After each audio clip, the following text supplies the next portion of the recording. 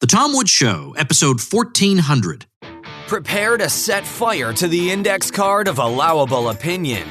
Your daily dose of liberty education starts here. The Tom Woods Show.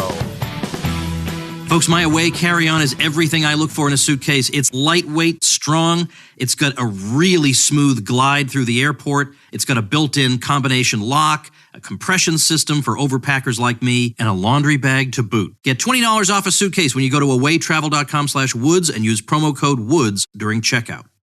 Hi, everybody. Tom Woods here. Alex Merced is with us once again today. Alex is vice chair of the Libertarian Party.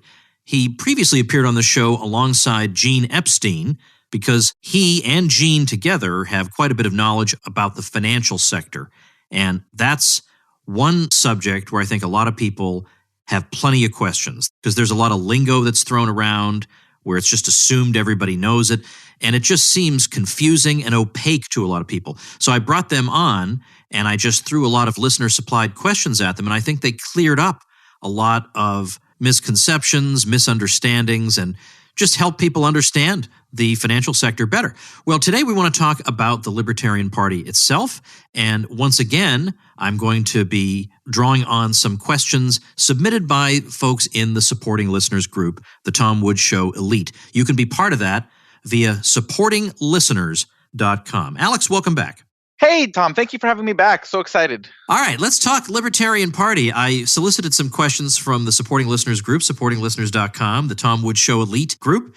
But before we get into some of those, I think it'd be a good idea to start off with your own background with the Libertarian Party. You are the vice chair, and I'm curious to know about your history with the party, how you got involved, and what made you decide to run for vice chair. I mean, just give me a little bit of that background. Gotcha. Basically, I became Libertarian with the Ron Paul movement in 2007, 2008.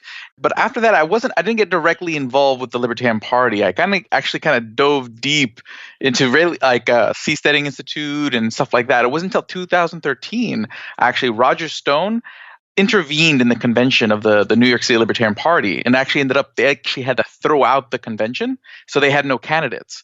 So all the candidates ended up getting shaken up, and they didn't have any candidate for New York City Public Advocate, which is like the vice mayor of New York City. So the mayoral candidate by the name of Michael Sanchez was a fan of my YouTube videos that I've been doing over the years. So he reached out to me and said, hey, can we run you for public advocate? Actually, now that I think about it, the day that he asked me to do that was actually the first day I met you, because that was actually at Liberty Fest in New York City in 2013. You had a table at the event, and that's actually where I met Michael, and he asked me to be the public advocate candidate. Okay. I didn't know any of this. Okay. Yeah, no, this actually just came together right now in my head. I never really realized that until just now. But basically, he asked me to be the candidate, and they got me on the ballot, and I was like, okay, I'm going to run. And I ended up getting the highest vote total that year of any of the Libertarian Party candidates. I ended up getting 10,000 votes, which was double the next highest strictly Libertarian Party vote total, 5,000 for the citywide candidates. And so I made really good relationships with the rest of the people in the New York City Party, so I became really involved. And then in 2016, I ran against Chuck Schumer, and that kind of got me more involved with the state party. And then at the end of 2017, Johnny Adams from the Johnny Rocket Launchpad and Larry Sharp both asked me to run for vice chair of the National Party because of all the stuff that was kind of going on at the time. And after both of them asking me, it was kind of hard to say no. So December 1st, 2017, I announced my candidacy for vice chair of the Libertarian Party and traveled the country, became more involved with the national scene of the party. And then last July, I became vice chair of the Libertarian Party.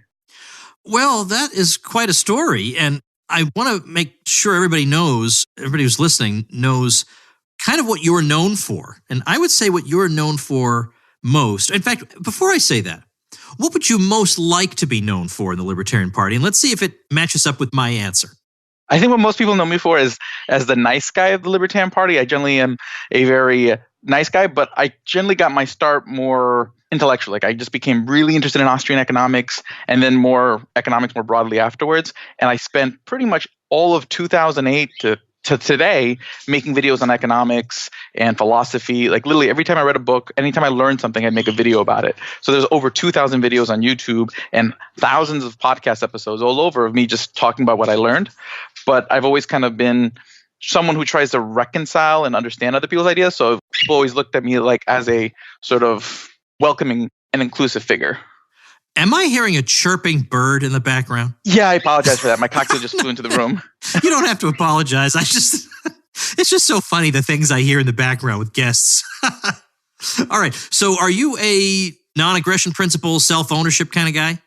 Yeah, I would definitely say that I come at it from all angles. So I definitely believe in the whole idea of self-ownership and non-aggression. Those sort of principles really ring true to me, and I think they're very important to instill and encourage people to adopt. But I also very much appreciate sort of the utility of liberty and the benefits it has on a broad scale and on an individual scale. Does the vice chair, I know the chair would not intervene in, I guess in the same way in the Republicans and the Democrats, the chair does not intervene in the primary to say, I endorse so-and-so. So that would be the same thing for you in the Libertarian Party, I assume, right? Yeah. Okay. I don't plan on endorsing in the Libertarian Party. I'm actually, so far, all the candidates that have announced, I'm fairly good friends with all of them, and I'm very excited that they're all involved. And I encourage more people to get involved. We want as many voices to get out there, and and I encourage all delegates to get to know them. And if you're not a person who's involved with the party, if you want to influence who gets chosen, become a member, become a delegate. That's how it works. What do you say to people who have a philosophical opposition to the state that they think leads them to the conclusion that they can't participate in a political party, they can't vote, because that's giving their consent to the system? I would say that the Libertarian Party does a lot more than just politics. I always say that the Libertarian Party has four things that it really does for the liberty movement. There is the political side to it, where we get involved in elections, ballot initiatives, lobbying legislators to move policy in a more libertarian direction. But that's only a small piece. There's also the education side, where, campaigns do form a great way of connecting people to libertarian ideas. But also there's the community within the Libertarian Party. And the community, I go to Libertarian Party events, people are carpooling, people are taking care of each other's kids. We are literally building that sort of voluntarist world within the party. It doesn't have to necessarily be a nation to be the example. That example of a libertarian world is the community within the party, a place where we aren't looking to force each other into anything. We all work with each other. We work through our challenges. We try to innovate our way through our challenges. And that's, I think, one of the strongest arguments for libertarianism in general, when people see that this community of people working with each other, knowing each other, caring about each other. So I'm always very big on building that community within the LP. And then four, I think advocating for liberty, and one of the reasons why I focus a lot on emotional intelligence is a lot of times people hold back on logical arguments are great, and I love logical arguments, but you have to be open to listening to them. And oftentimes people's brains are closed off to the bad because of the things that have happened to them in the past, the people who've spurned them, the wounds they have from life. So part of it is the healing process, because if you help build people up so they can trust people again, they'll be open up to those ideas again, and then they can start hearing those logical arguments and really embracing a lot of our ideas more wholeheartedly. And that community helps in that kind of healing when people get involved with the party. So I think all these aspects are things that being involved with the party. So even if you don't vote, even if you don't like politics, being involved with the party gets you involved in a community that's a great example of libertarianism in action. Now, that's a very interesting way to answer. And in a way, it's kind of an Alex Merced way to answer, because I would have immediately gone at the philosophical roots of the objection. And I would have said, now, you're wrong to think that voting or whatever is some kind of consent to the system. And I would have cited Lysander Spooner on my side, whatever. And your view is more, well, maybe I won't change their minds on that, but I'll tell them that there's more to the Libertarian Party than that. And there are some parts you don't want to be part of, then don't do that. But there are a lot of, it's an interesting kind of answer. Well, let me ask you something that came out of the keynote talk I gave this weekend when I saw you at the Libertarian Party convention in Florida, the state convention there. The topic came up, or at least I brought it up at some point, about running a candidate for president. I mean, naturally, if you're going to have a political party, it seems only natural you would run a presidential candidate. But there have been some people who have thought that the presidential election sucks all the resources and the energy and the attention of the party away from more winnable local races. And so some people have wondered if maybe in some cases it might be a mistake even to field a candidate for president. And there's a certain plausibility to that until you realize, and this was the other point I made, that it's precisely the presidential campaign that generates a lot of interest and fundraising activity and all this energy that you need for the rest of the party, for the party to function. And so if you were to give up the presidential candidacy, then you would become almost invisible, and that would be a problem. So what do you think is the right and wrong of all that? I totally agree that the presidential election has its own momentum that it builds within itself. And a lot of the people who donate to any candidate, because you hear this with every candidate about every other candidate, that if everyone just focused on my campaign, on my particular local campaign or my Senate campaign, and I've been there. I was a Senate candidate. I was the public advocate candidate. I was a comptroller candidate in New York City. And you become very passionate about your campaign and about what you can possibly do. And you think, well, if everyone just got behind me, we would change the world. And theoretically, that could be true, and you want candidates to feel that way because you want them as passionate about what they're doing as possible. But people are going to donate where they're going to donate. And if people want to donate to the presidential candidate or to a Senate candidate, it's because that's where their heart is. We can't just sit there and say, well, if we don't run a presidential candidate, suddenly that person won't donate, which is going to donate elsewhere. It's kind of like people who think, well, if Gary Johnson didn't win, all those votes would have gone to Hillary or Trump. It's not a given that the person would have done something absent of an option. So that's the wrong way. When people sit there and say exactly that, like go focus on local, that's sort of the wrong approach. If anything, all candidates need to focus on building new donors, new voters, and that's how we grow, not by fighting over the pool that we have, but by looking at growing it. And that's really where the community involvement comes in, and where that's something that, again, whether you believe in voting or not, everyone can get involved in going to, creating a local neighborhood barbecue and building relationships within the community. Because those relationships, they may not necessarily say, hey, we need to go abolish public schools tomorrow. But hey, once you become friends with them, had a nice burger, they're going to be much more receptive to those ideas because now they like you. So that's something every candidate, every liberty movement person can be doing, getting involved in the community. And that's going to grow the fundraising. That's going to grow the votes. That's going to grow and all other. But at the same time, we need the media that the presidential election brings, because that's going to be our highest media moment every 4 years. Right. Well, let's talk about 2020, but we'll speak generally, not talking about any particular candidates at the moment. But I've been a bit pessimistic about the prospects for the Libertarian Party in 2020, simply because, not because of anything peculiar to the Libertarian Party, but because I think any third party is going to run into a problem. And it's a problem that really, it's a perennial problem. And I don't just mean I don't want to throw my vote away argument or stuff like that, but it's more that every 4 years we get told this is the most important election of our lifetimes. It's almost a running joke at this point. Mm-hmm. Every 4 years, and then 4 years from now, that'll be the most important election of our lifetimes. And so there's always an excuse why I can't afford to vote for the Libertarian Party, because this is the most important election of our lifetimes. But in this case, they'll say, all right, look, I know we've cried wolf before, but this time it really may be the most important election of our lifetimes, because the Supreme Court does have the potential to do a lot of harm or to prevent a lot of harm. Mm-hmm. And if we can just get a lock on non-activist judges on the court, that'll do a lot of good. And voting for the Libertarian Party will undermine that process. So how do you recommend that the party respond to that or cope in 2020? That is a high-stakes election, not just the Supreme Court, but I mean, it's a census year. So a lot of those governor races and whatnot are going to have a huge impact on politics over the next decade. So it is a high-stakes election, but my focus is growth. And if 2018 was another year where basically polarization really had people focusing on, well, I need to go vote against the person I'm more scared of. And that's always a bad environment if you're an emerging party, because people aren't looking for an alternative. They're looking to prevent something they think is worse. But in 2018, we still ran more candidates than we had in previous election cycles. We still got, and many of those races saw growth in the number of votes that they got. Now, some of the percentages dropped because it was a high turnout election, and high turnouts aren't great for emerging parties. But we saw growth in votes. We grew our ballot access. We got ballot access in New York, which we've never had before. Larry Sharpe did an amazing job. Huge vote growth. And that's what matters. Are we gaining yards? Because over the last 40 years, I know people want to see us become, as big as the Republicans and Democrats overnight. But when the Republicans and Democrats started, they didn't have to deal with the ballot access laws that we're dealing with. They didn't have to deal with the kind of media entrenchment that we're dealing with right now. And despite all of that, we are still the third largest party of the United States. And we are still growing. Our membership numbers are growing. Our fundraising numbers are growing. We have challenges.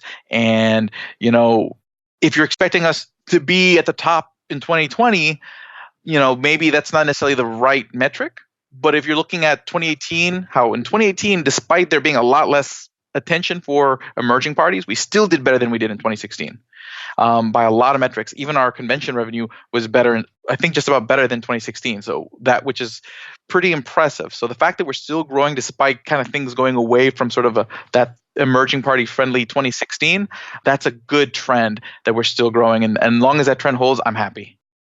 Let me ask a question that combines the questions of two people from the supporting listeners group. One, I'm just going to read his question. He says, it would be nice to get an inside perspective on how political parties work, what goes on in them, what is his function, etc. Which is to say that for many of us, political parties are like the banking system to the average Joe, or even the above average educated libertarian, not very accessible. So just what are the basic the nuts and bolts of it? And then somebody else wants to know about the budget, the party budget. How does the fiscally responsible party handle budgetary issues internally? Now, I know nothing about that. So for all I know, that's a really hot question, or it could also be a really boring question. I don't know.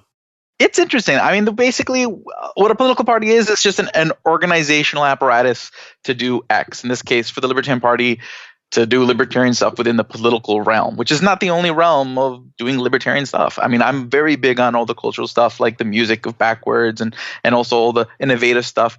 But the Libertarian Party creates an organization that allows us to use economies of scale in politics. I mean, people can run individually as an independent per se and still be a libertarian. The problem is they don't get the benefit of the networks that a political party has, of the relationships that a party has built. That's sort of the benefit of, especially when you're talking about national politics, where you really need a lot of those things kind of built up ahead of time, because you don't have enough time to build them up yourself in an election cycle, especially nationally. So the Libertarian Party is trying to build an apparatus, the networks, the media relationships, the organization to actually have libertarian ideas be able to function on an effectively in a national cycle without constantly having to bash heads against an establishment. Because in the Libertarian Party, even the establishment is still pretty darn libertarian. Unlike, you go into one of the other parties, you really are like a lone voice fighting against a large force. We're trying to make sure that there is a large force that is libertarian. Now, as far as budgeting goes, basically the way it works is once a year we have a budgetary meeting here at the LNC. The last year was my first one, and it's been in the last couple years, we had deficit budgets, and there was a concerted effort this year to go back to being, very strict balanced budgets, and we had a high revenue last year. Like last year was one of our better years, or one of the best years, really. But we also spent a lot of money. We spent money on a lot of new staff, which was very beneficial. I mean, in one race in Wyoming, we came 50 votes short of unseating the state Senate majority leader in Wyoming. 50 votes. They actually called the race in favor of Bethany Valdez. So a libertarian would have unseated the Senate majority leader in that state, but at the last minute they found 500 votes, and that flipped sides. But still, that would just being that close is an amazing feat.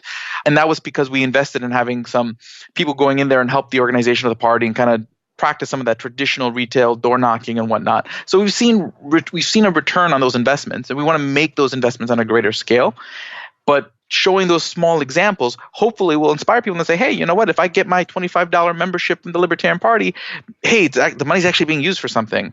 We have the CRM project where we're actually creating a much easier tool for state parties to be able to share data. So that way every election is not like everyone's starting from scratch as it has been in the past, collecting data, collecting the same emails over again. You'll have some sort of continuity. We're trying to just make those basic infrastructure investments that actually have a huge return. And that's what we do. That's mainly what we do at national level.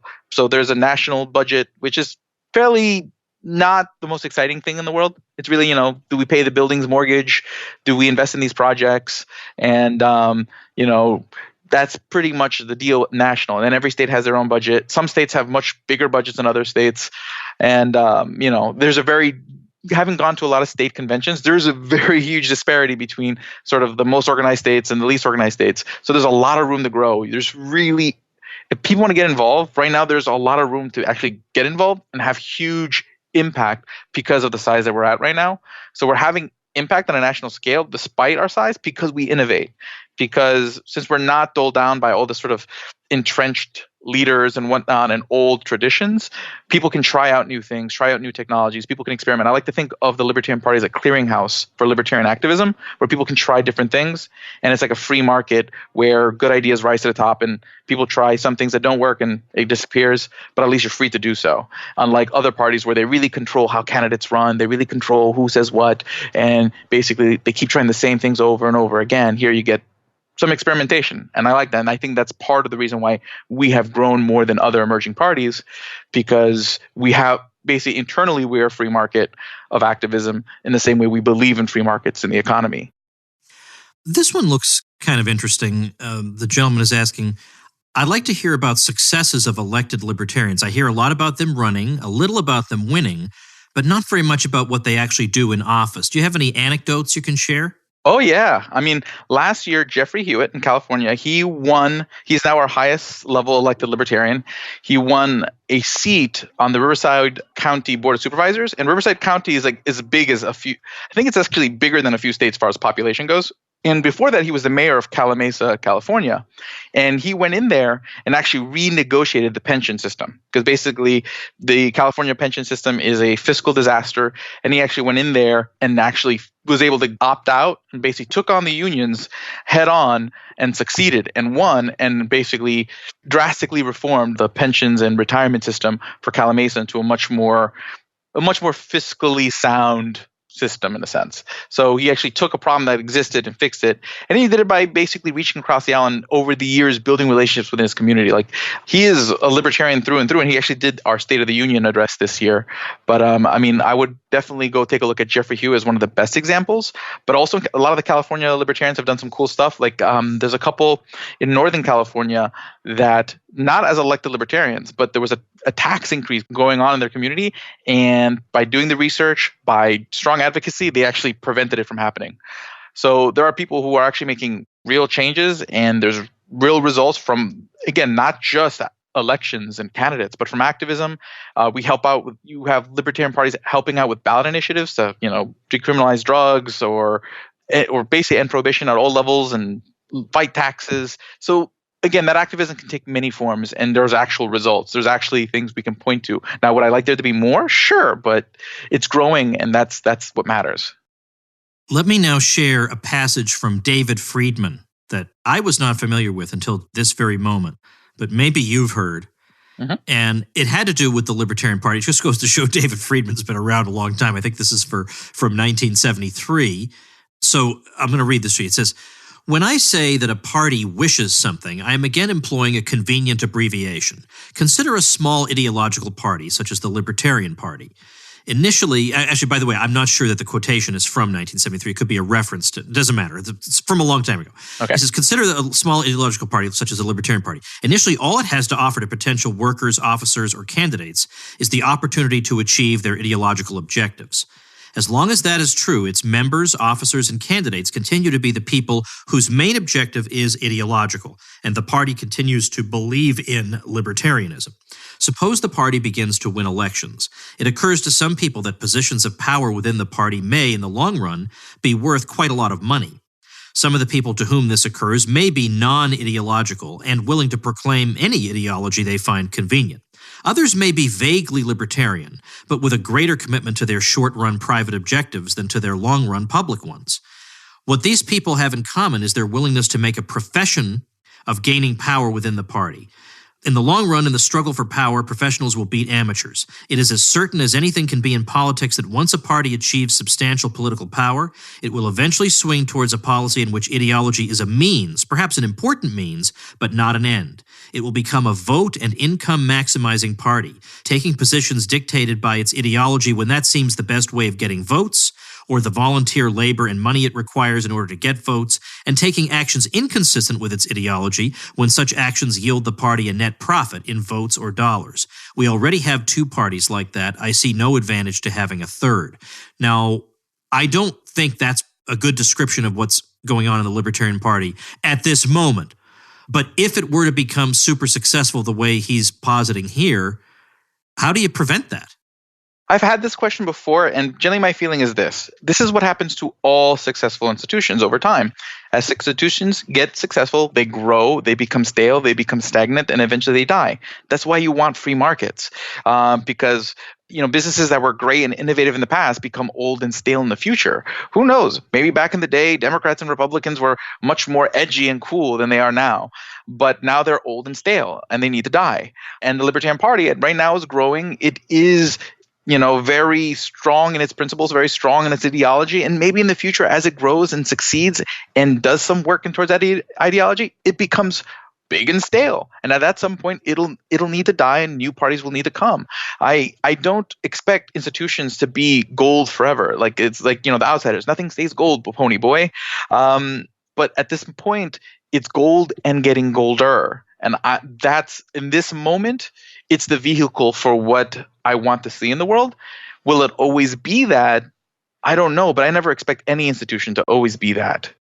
All right, let's take a quick break. Last time I was in New York, I saw Alex and took him to what some of you know is my favorite play of all time, The Play That Goes Wrong. Now, again, for you longtime listeners, what is the indispensable item I brought with me when I went up to New York? Answer, my away carry-on, because that thing makes me the king of the airport. Now, I've told you about the features of this thing. The 4 360-degree spinner wheels make it glide so beautifully. It's got a beautiful compression system inside, so you can really pack a whole lot in there. You got a TSA-approved combination lock built into the top. But then I also mentioned that it's made with premium German polycarbonate, which is unrivaled in strength and impact resistance. Well, the other day, I can't tell you what it was because I can't guarantee that you'll have the same results I did. But let's just say I accidentally did something extremely traumatic to my away carry-on. And then in my horror, when I went to go look at it, doggone it, the thing still works after I just put it through the ringer.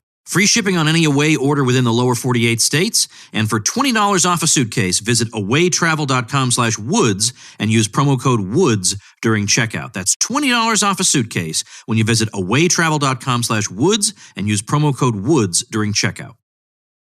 Now, let's move from these fun little questions to, something a little bit more controversial. First, well, I guess, yeah, let's do Tom Mullen's question. And I probably shouldn't be using people's names, but I know Tom won't care. He says, the leadership gets a lot of blame for the Johnson/Weld nomination, especially Weld, but they were nominated by a majority of the members.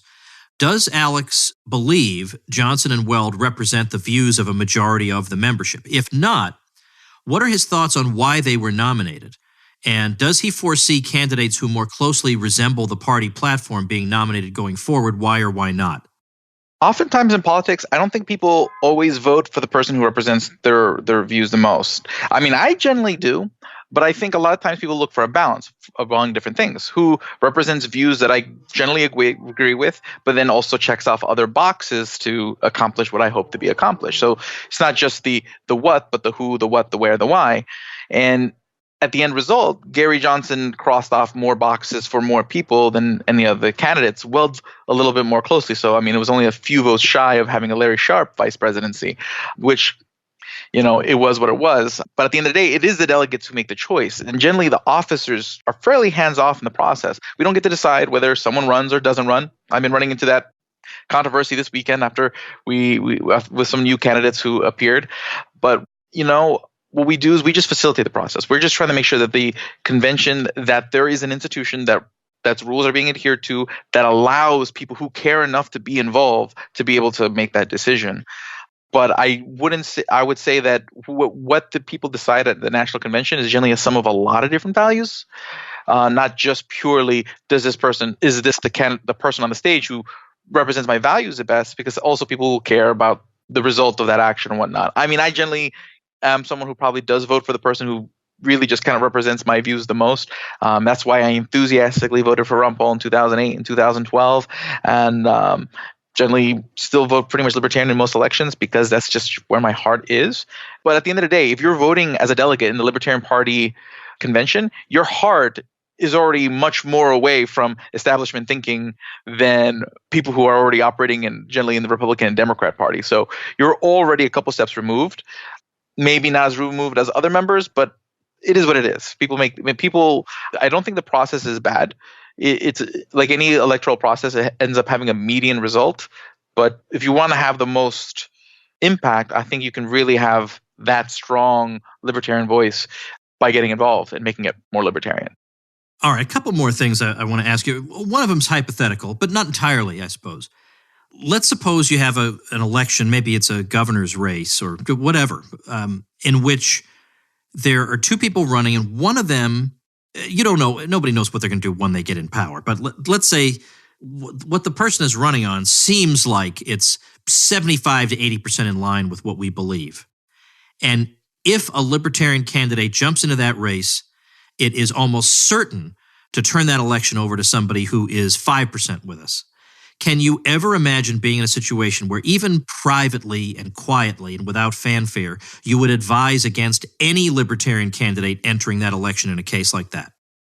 I generally won't interfere in the decision of someone to run personally.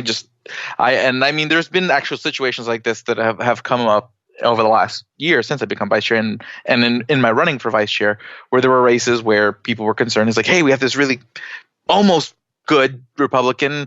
But I don't think either way it's bad. I mean, like when you win, if you have someone who's by and large libertarian, great if they win. If they lose because of an emerging party vote, there's the whole spoiler effect. I mean, there's two takeaways from that. Oftentimes, when you have that effect, it's a signal to organizations that, hey, we're not appealing enough to this audience, and we need to. And if you're too quick to give your vote away, then people won't cater to what you have to say as much. So that's one issue. But also, at the end of the day, if the Libertarian Party is growing, we're not going to go from not having any effect to winning. It's not going to be like a jump. We're going to be a spoiler first. That's like in the step of growing, you're going to have a consequential chunk of the vote, and doing that is part of our growth. And if we don't do that, we're not going to get to the eventual winning part. So, we're going to impact, and there's going to be people on the left who hate us for it, and there's going to be people on the right who hate us for it. And I really don't have a problem with that. All right. Finally, I'm curious about the different caucuses within the Libertarian Party and what their role is. And in particular, I have a vested interest in the so-called Mises Caucus. I was at their event kind of in tandem with the convention in 2018 in New Orleans. Good times. Yeah, good times, and some really outstanding, energetic young folks involved in that caucus. My understanding is you're not a formal member of any of these caucuses, but you have some sympathies here and there. What can you tell us about that? I try to be as friendly with all the caucuses, or just really the entire membership as possible. The reason being is that there are going to be times where there's going to be conflicts between people in the party and different groups within the party, and I need people to feel comfortable coming up to me and saying, hey, I have this issue. Can you help me out with this? So if I come out too strong and saying I like this group and I don't like this group, then what happens, it becomes harder where some people won't feel comfortable talking to me. So I generally don't get involved too much with the caucuses. But the role of a caucus within a political party is it's an informal group of people who want to influence the direction of the party. And I think the fact that we've been growing the number of caucuses within the party is another sign of its growth. Because if you had a party of 10 people, there would be no reason to have a caucus. Right. Yeah. So as an organization gets bigger, you need those small groups, because a larger political party isn't going to be as good at representing purely what you believe. So you need those small groups where we can say, hey, this is what we believe. This is what we want to do. Let's organize towards that. And that's good because it allows – and I do think that they kind of find a great equilibrium between each other, because each of them keep pushing sort of – their goal. So you have the Mises Caucus, which is trying to really push that sort of heavy property rights, heavy Misesian Austrian economics focus on policy and the Fed, all that good stuff. You have the Pragmatist Caucus, which is focused on sort of practical, traditional politicking. So you have people who are anarchists and people who are classical liberals in the Pragmatist Caucus, but they all kind of want door knocking and very traditional sort of politicking. Then you have the Audacious Caucus, which is kind of the polar opposite. Their goal is sort of to dismantle respectability politics by sort of being as audacious and not respectable as possible, which I think, well, sometimes, people have, they like to push people's buttons, but that's kind of what they're trying to do. Which I think there's a necessity of that to some element in politics, because, or at least from a libertarian perspective, in the sense that In a libertarian world, we want everyone to participate in markets. And in the same way, we want everyone's voice to be part of the discussion. Ideally through consumerism, but also through just being people hearing people. So the more you start kind of pushing on the edges, the more people who might be heard. Although, again, people have very different views on different tactics that the Audacious Caucus has used. There's also the Radical Caucus, which focuses on making sure that the party sticks really to its platform, to its core principles and its founding, which is generally a very anarcho-capitalist heavy group. And I'm trying to think what other caucuses are there. Those are the sort of the main or the larger caucuses. There's also an individualist caucus, a unity caucus, but these are more smaller groups that are more not as large as the four that I mentioned before. I guess my own approach is rather different from the Audacious Caucus. I give the external appearance of respectability, and I'm wearing a suit and, reasonably well put together and all that. But then beneath all that, I'm this crazy radical. So I lull people in with a false sense of security. Well, this seems like a, reasonable guy. Yeah, well, wait till you hear me start talking. Yeah, that's generally my approach as well. So I totally empathize with that. All right, so people can find out more about the Libertarian Party, of course, at lp.org, but how can they follow Alex Merced? Ooh, there's always alexmerced.com where you can find my books, my merchandise, my podcasts, all sorts of really cool stuff and anything that I'm involved in. But one thing I really like everyone to do is follow me on Twitter, subscribe to my YouTube channel, and subscribe to at least one of my podcasts. Just go into your favorite podcast catcher, put in Alex Merced, and you'll find information on that. And then if you want, like one of my Facebook pages, but alexmerced.com is really sort of the home of what I do. The other URL I think people should remember is libertarian101.com. It's a really handy, quick URL you can give to anybody with just the basics, core way of easing people into libertarianism. I think it's a very principled message, but I think I set up a couple of videos that are sort of very, what's the word I'm looking for, accessible. So those would be the places I would look. The podcast, alexmerced.com, libertarian101.com. All right, that's a lot to remember. So I'll put all that stuff up at tomwoods.com/1400. Now that's easy to remember, 1400 on the nose. You can get all those Alex Merced resources sitting there waiting for you.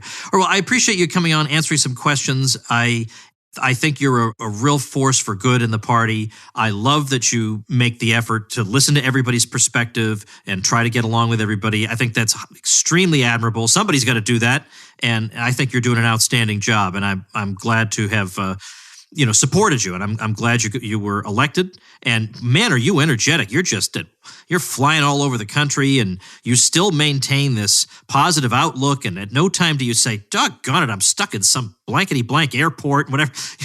That's not Alex Merced's style, and that's terrific. Thanks so much. Thank you so much. I really appreciate that, and always a wonderful time to talk with you, Tom. All right, folks, a quick announcement. June 26th of this year, 2019, we'll be premiering our Housing Bubble documentary in New York City. We'll be having the New York City premiere on June 26th. It's already made the rounds here and there, but one of the biggies will be New York City. And so far, the feedback is just out of this world great. The screening will be followed by an expert panel consisting of Gene Epstein, the great Gene Epstein, formerly of Barron's for many years, Jim Grant, and Jim Grant is amazing. Grant's Interest Rate Observer is a highly sought-after financial newsletter. Then David Tice of Prudent Bear, and of course Peter Schiff. All these folks will be joining us for commentary afterward. So please keep your ears peeled. Sign up for my newsletter. You'll be sure to get notified that way. You can sign up. You'll see a way to sign up at the top of tomwoods.com. You can get my Bernie Sanders ebook if you like at bernieiswrong.com. That'll also get you on my email list. But if you live in the New York area, I think this will be an enjoyable night out for you. And I will, of course, be there in person as part of this event as well. So looking forward to that. And I'll see you. Let's see. What are we going to talk about tomorrow? 1401. What the heck was 1401? Oh, Gene Epstein himself. That's right. Gene Epstein is coming back, and we're going to talk about Bhaskar Sankara's new book, The Socialist Manifesto. So that is definitely not to be missed. So make sure and subscribe over at tomwoods.com/iTunes, and we'll see you tomorrow. Become a smarter libertarian in just 30 minutes a day. Visit tomwoods.com to subscribe to the show for free, and we'll see you next time. Like the sound of The Tom Woods Show? My audio production is provided by Podsworth Media. Check them out at podsworth.com.